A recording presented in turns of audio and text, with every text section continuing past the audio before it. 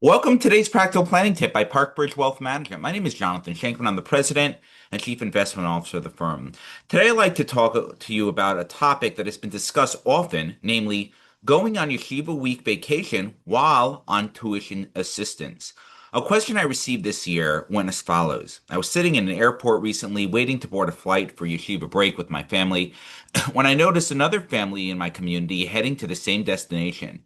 I know they received tuition assistance from the local yeshiva, and the sight of them traveling had me simmering. It really grinds my gears that I'm stretching to cover full tuition while families like this seem to be taking advantage of the system. Should I report them to the Tuition Assistance Committee? So, this is an honest question, and one many people quietly ask themselves. Jewish day school tuition is crushingly expensive.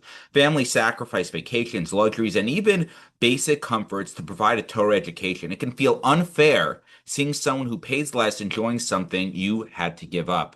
However, the answer is a clear no, not because the system is perfect, but because the instinct to police other people's choices is usually spiritually corrosive, emotionally draining, and practically ineffective. Instead, this situation invites a deeper conversation about how we respond to perceived inequity and how Jewish values guide us. First point to keep in mind is that you're not the tuition police. Reporting another family by name is almost always the wrong approach.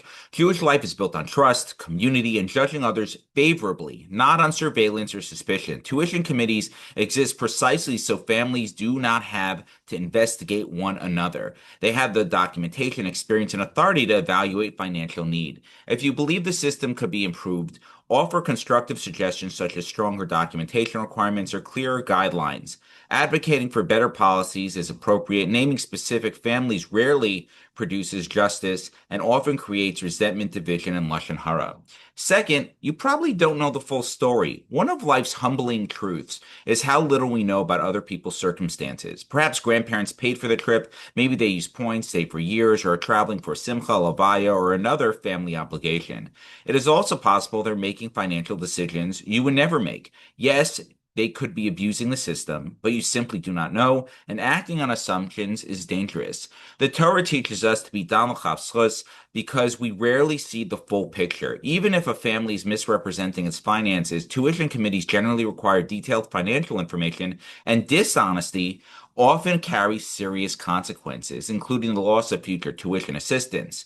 Short-term decisions can have long-term costs. In my next video, I'm going to discuss the power of envy and the importance of focusing on what we can control as it relates to this situation. And with that, I hope you found this practical planning tip helpful. Until next time, stay prudent, practical, and don't forget to plan ahead.